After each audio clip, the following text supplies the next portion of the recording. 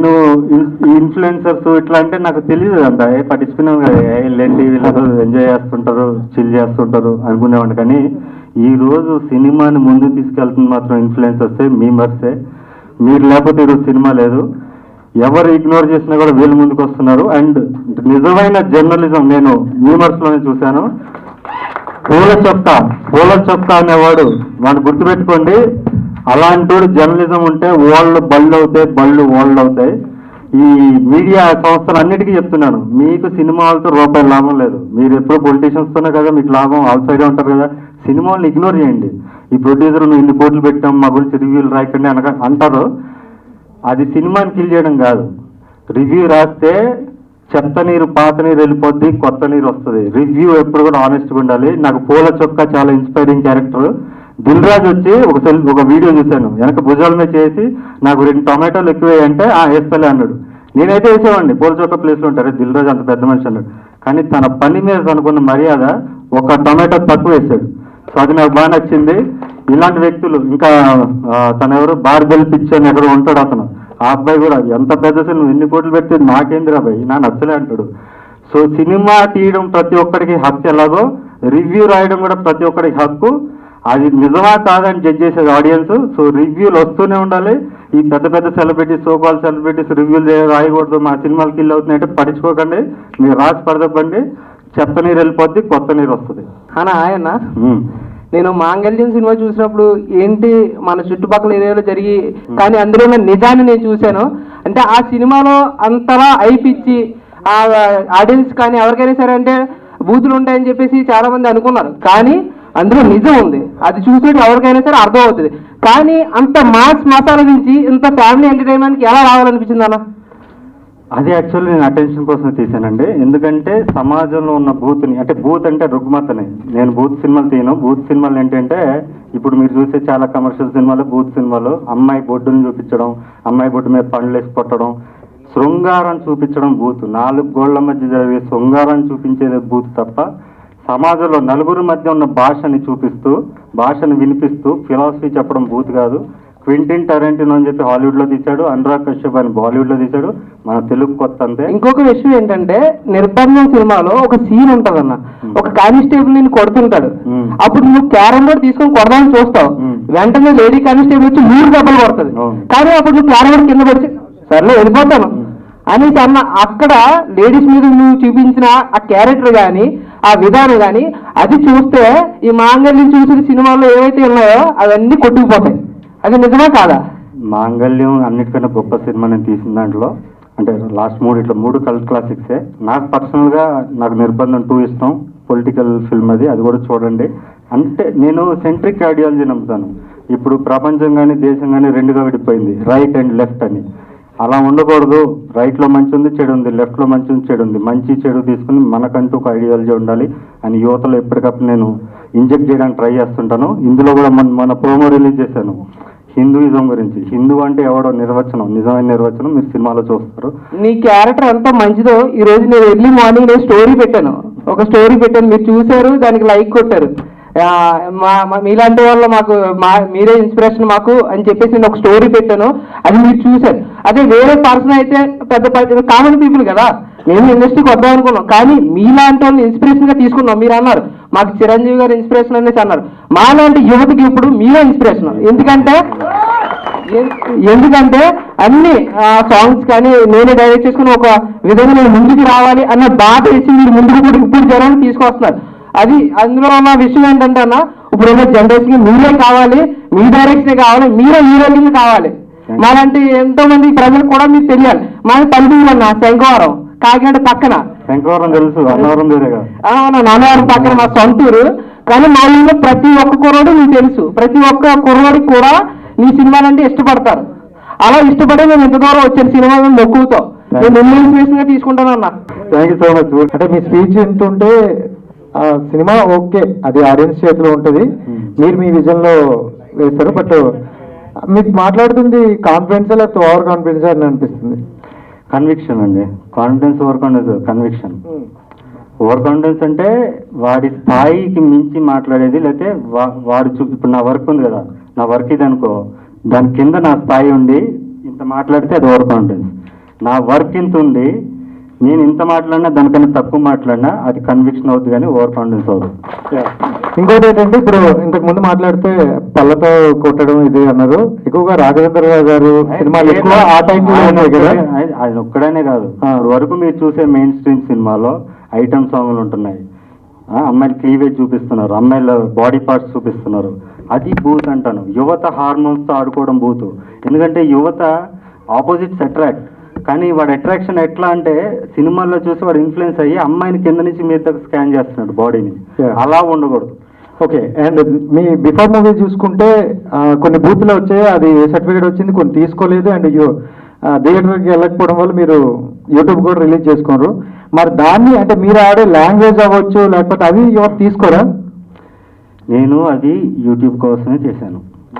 యువత అనేది తీసుకుంటారా తీసుకోరా? ఏవి తీసుకోరు అంటే మీరు ఆ లాంగ్వేజ్ వాడినవి, ఆ లాంగ్వేజ్ ఒక మూవీలో ఒక డైలాగ్ అన్నారు, దీనికి 40 నిమిషాలు కావాలంటే డాన్స్ అని. అవును, మరి అలాంటి లాంగ్వేజ్ కూడా వాళ్ళు తీసుకుంటారు. ఇప్పుడు ఫ్యామిలీ లాయర్స్ ఉంటారు హైకోర్ట్స్, డిస్ట్రిక్ట్ కోర్ట్స్ లో, వాళ్ళ దగ్గర రోజుకు 50 కేసులు వస్తాయి, అందులో 30 కేసులు ఇదే ఉంటుంది. సరోజ్ గారు, హాయ్ సార్. హాయ్ అండి. So first of all me mark అనేది యూనిక్ గా ఉంటుంది ఎప్పుడు కూడా. సో నేను పోస్టర్ విషయంకి వస్తున్నాను, మీతో పాటు చాలా లీడ్ క్యారెక్టర్లు చేశారు, లైక్ విలన్ అవ్వచ్చు, వేరే వేరే అవ్వచ్చు, కానీ పోస్టర్ విషయంలో మొత్తం మీవే ఫోటోస్ ఉండడానికి రీజన్ ఏంటి? ఇప్పుడు చిరంజీవి సినిమాకి చిరంజీవి ఉంటాడు, అప్పుడు అంటారా మీరు ఈ మాట? విశ్వక్సేన్ మన సినిమా రిలీజ్ అయింది, ఎవరున్నారు ట్రైలర్లో? ఎవరున్నారు? అంజలి ఉందా? అంజలి ఒక షాట్ లో ఉంది, దాని గురించి మాట్లాడరు. నేను మీకు కలుసు, నా గురించి మాట్లాడతారు. నేను ఇన్ని క్రాఫ్ట్ చేసి నేను నిలబడి నా చుట్టూ నేను కథ రాసుకున్నప్పుడు నా పోస్టర్ పెట్టుకుంటే తప్పేంటి? ఈ రోజు ఆడియన్స్ నా సినిమాకి, నా థియేటర్ రావాలంటే నా మొహం చూసే రావాలి. నా పేరు కూడా తెలియదు, నిన్న నేను షార్ట్ పెడితే ఇప్పుడు తెలుసుకున్నారు మాంగళ్య హీరో అని. సో ఎవరికి నా పేరు తెలియదు, నా ఫేసే నా మార్కెట్, ఇదే ముందు వేసుకెళ్తుంది. వాళ్ళు ఇప్పుడు పోస్టర్లో వాళ్ళు ఫోటోలు పెట్టడం వల్ల వాళ్ళకి ఏమవుద్ది? ఇప్పుడు జరిగేది ఏంటి? సినిమాలో ఉంటారు కదా వాళ్ళు, ప్రతి సినిమాకి 50 మందిని నేను ఇంట్రడ్యూస్ చేస్తాను. ఇప్పటివరకు 3 సినిమాలు చేశాను, 150 మందిని ఇంట్రడ్యూస్ చేశాను. ఎవరు చేశాడు? ప్రతి ఒక్క క్యారెక్టర్కి ఇంపార్టెన్స్ ఉంటుంది నా సినిమాలో. నిర్బంధం 1లో రంజిత్ కన్నా కూడా అశోక్ అన్న ఫేమస్ అయ్యండి. ఎందుకు? రాసిందేనే కాదు, అలా ఉండదు. ఇది మార్కెట్ వేరు, బిజినెస్ వేరు, ఇది వేరు. వన్ మోర్ బ్రదర్, మన పరాక్రమం టైటిల్ విషయంలో దేని చూసి మీరు ఇన్స్పైర్ అయ్యారు? డిజైనింగ్ విషయంలో. డిజైనింగ్ ఆ కళ్ళు ఎవరు చూసి మీరు ఇన్స్పైర్ అయ్యారు? నా కళ్ళే. నేను ఈరోజు ఏమనుకున్నా అంటే, ఇంకోటి చెప్తాను బాసు, ఈరోజు నేను 2 ప్రెస్ మీట్స్ అద్దాలు పెట్టుకుని వచ్చాను. ఈ రోజు నిద్రపోదాం, ఒక 8 అవర్స్ నిద్రపోయానంటే కళ్ళు ఫ్రెష్గా ఉంటాయి, అద్దాలు లేకుండా వద్దాం అనుకున్నా, కానీ 8 మినిట్స్ కూడా పడుకోలేకపోయాను. ఎందుకంటే నైట్ అంతా వర్క్, దీన్ని మళ్ళీ ఫైనల్ ఎడిటింగ్ చేసుకుని ఫైనల్ మాస్టరింగ్ చేసుకుని వచ్చాను. సో అంత కష్టపడతాను, నా చుట్టూ కథ రాసుకుంటాను, కానీ ప్రతి క్యారెక్టర్కి ఇంపార్టెన్స్ ఇస్తాను. నేనే నిజంగా ఎవరైనా ఇండస్ట్రీకి ఎవరన్నా నటులను పరిచయం చేశారంటే, ప్యూర్గా చెప్పాలంటే ఇప్పటివరకు నేనే. నాతో పాటు ప్రతి క్యారెక్టర్కి కూడా ఇంపార్టెన్స్ ఉంటుంది. రామాయణం లాగా, మహాభారతం లాగా, మీరు గరుత్మంతుడు కానీ, హనుమంతుడు కానీ, వాలి కానీ, ఇన్ని మల్టిపుల్ క్యారెక్టర్స్ ఉంటాయి. ప్రతి క్యారెక్టర్ కూడా హీరోనే, అలాగే ఉంటాయి నా సినిమాలో కూడా. సో ఇందాక మీరు చెప్పారు పరాక్రమం ఫుల్ ఫ్యామిలీ చూసే సినిమా అని చెప్పేసి, అంటే మీ రీసెంట్ సినిమా ఫ్యామిలీ చూడని సినిమాలు అంటారా? ఫ్యామిలీ కలిసి చూసే సినిమా కాదు, ఫ్యామిలీ విడివిడిగా చూడాల్సిన సినిమాలు. పర్సనల్ స్పేస్లో ఇప్పుడు మీ ఇంట్లో 9 ఉంటే 9 విడివిడిగా చూడాలి. ఈ సినిమాని 9 కలిసి చూడొచ్చు, ఇంకో 40 మంది వేసుకుని రావచ్చు, నాకు టికెట్లు వస్తాయి. Hello sir. హాయ్ అండి. సో చాలా బాగుంది పరాక్రమం టైటిల్. Thank you. ప్రమోషన్స్ అంటే మనకి చాలా టైప్స్ లో చేస్తారు, కాలేజెస్కి వెళ్ళి చేస్తారు, అలా ఆడియన్స్ మధ్యలోకి వెళ్ళి చేస్తారు. అయితే రీసెంట్గా మీ ఇన్స్టా రీల్స్లో ఒక ట్రైన్కి, తిరుపతి టు నిజామాబాద్ ట్రైన్కి మీ సినిమా పోస్టర్ అదంతా వేశారు.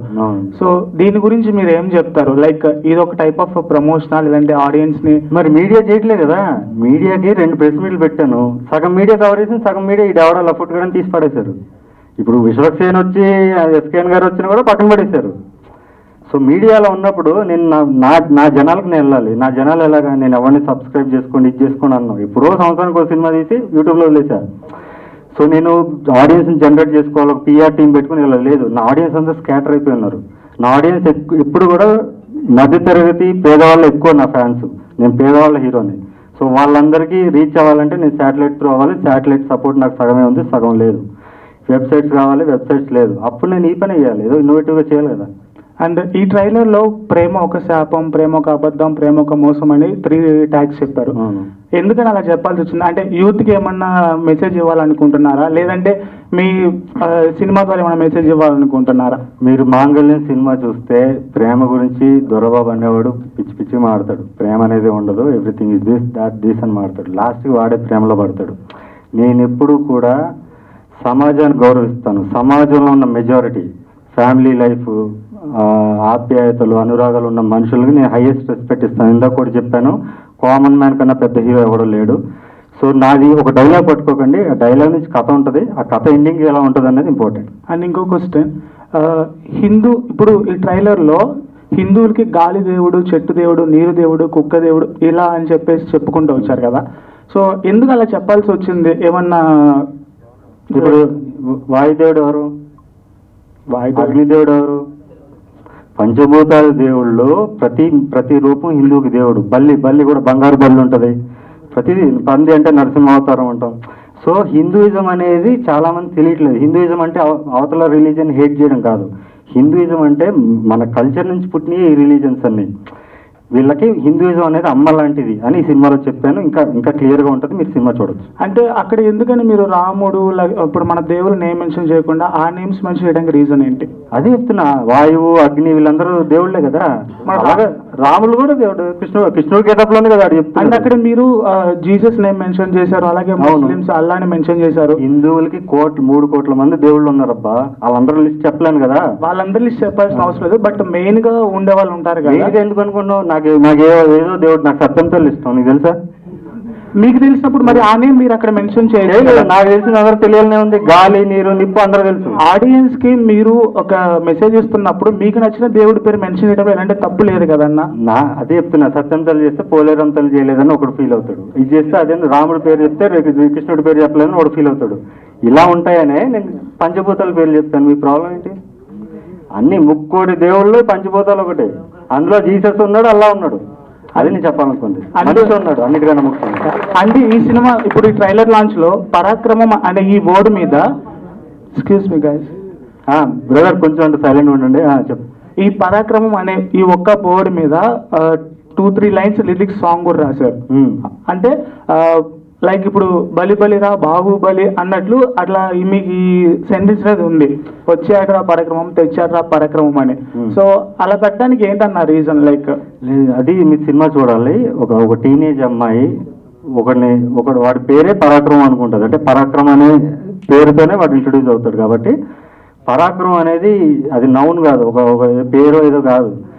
కానీ దీంట్లో అలా వాడడం జరిగింది. అందుకే బాల సాహిత్యం అని చెప్పాను ఈ సినిమాలో. సో అంటే మీరు ఇంతకుముందు ప్రీవియస్ గా చేసిన క్యారెక్టర్స్ అన్ని అంటే మాస్ లేకపోతే ఎలివేటెడ్ ఇలాంటివి ఉన్నాయి. But first time Charlie Chaplin లాంటి ఒక క్యారెక్టర్ చేశారు, ఫస్ట్ టైం అనిపించింది. సో ఫస్ట్ ఆఫ్ ఆల్ ఈ క్యారెక్టర్ మీలో మీరు ఎక్స్పెక్ట్ చేసుకున్నారా? సో ఏమైనా డౌట్ వచ్చిందా ఫస్ట్ చేయగలనా ఇలాంటి క్యారెక్టర్స్? అలా ఏం లేదు, నేను నటుండండి. నేను first నటుండి.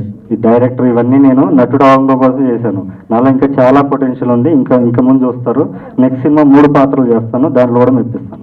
All the best. Thank you so much. అన్న మీకు ఏదైనా ఇన్స్పిరేషన్ ఉందా అన్న ఇలా తీసుకోవడానికి? ఎవరైనా నాకు చాలా మంది ఇన్స్పిరేషన్స్ ఉన్నారు.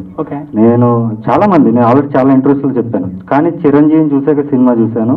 అక్కడి నుంచి రజనీకాంత్ని చూశాను, షారుఖ్ ఖాన్ చూశాను, గొప్ప నటులను చూశాను, సంగీత దర్శకులను చూశాను, దర్శకులను చూశాను. ప్రతి మనిషి దగ్గర నేను ఇన్స్పైర్ అవుతూనే ఉంటాను రోజు. అన్న మాంగళ్యం చూసాను అన్న, చాలా బాగుంది. మాంగళ్యం 2 కూడా తీయాలని కోరుకుంటున్నా అన్న, ఏమంటారు దాని గురించి? ఇది మాంగళ్యం స్క్వేర్. ఓకే, 2 కాదు, మాంగళ్యం ఇంటూ మాంగళ్యం. అంటే మాంగళ్యం 2 కావాలనుకుంటున్నా. పరక్రమం ఓకే అన్న, కానీ మాంగళ్యం 2 అంటే అది వేరే ఉంటది అన్న. పరక్రమం 2 అంటే బాగుంటది అలా అని. సో మాంగళ్యం 2 నేను 2 తీయట్లేదు, ఇప్పుడు స్క్వేర్లు తీస్తున్నా. స్క్వేర్ అని పెడితే అర్థం కాదు, ఇలా పెట్టి పైన పెట్టాలి, ఎవరైనా ట్యాగ్ కొట్టాలని కూడా స్క్వేర్ పెట్టలేడు పైన. హ్యాష్ ట్యాగ్ మాంగళ్యం స్క్వేర్ కొట్టగలవా? లేదు కదా. మీ అందరికి కన్వీనియంట్ గా ఉండాలని పరాక్రమం పెట్టారు. ఓకే అన్న. అన్న మీరు ఇంతవరకు అంటే మీకు నచ్చిన సినిమా అన్న, మాకు నచ్చిన సినిమాలు మీలో చాలా ఉన్నాయి. సో మీకు నచ్చిన మూవీ ఏమన్నా ఉందా? నాకు చాలా సినిమాలు ఇష్టం. అందులో ఒక 2-3 షేర్ చేసుకుంటే. బాల సినిమా ఇష్టం. బాల సినిమాలో అంటే శివపుత్రుడు, నేను దేవుడిని ఇష్టం. హిందీలో ఖాకీ అని రాజ్ కుమార్ సంతోషి తీశారు, ఆ సినిమా ఇష్టం. తెలుగులో చాలా చంటబ్బా ఇష్టం. చిరంజీవి సినిమాలు, పాత సినిమాలు అన్ని ఇష్టం. థ్యాంక్ యూ అన్న, ఆల్ ది బెస్ట్ ఫర్ పరాక్రమం. Thank you. ముందే చెప్పాలంటే నీ వాయిస్ వింటే, డైలాగ్ వింటే పోతే మళ్ళీ విజయ్ దేవరకొండ కనిపిస్తారు. అంటే నీ మాటలు కానీ ఏదన్నా నేను ప్రతి ఒక్కరు చెప్తున్నాను, సారీ ఏమనుకోద్దు, ప్రేక్షకులు అందరూ చెప్తున్నాను, నెక్స్ట్ దిస్ అని ఎవరు ఉంటారండి? టెండూల్కర్ అయిపోయాక నెక్స్ట్ టెండూల్కర్ రాలేదు, కోహ్లీ వచ్చాడు.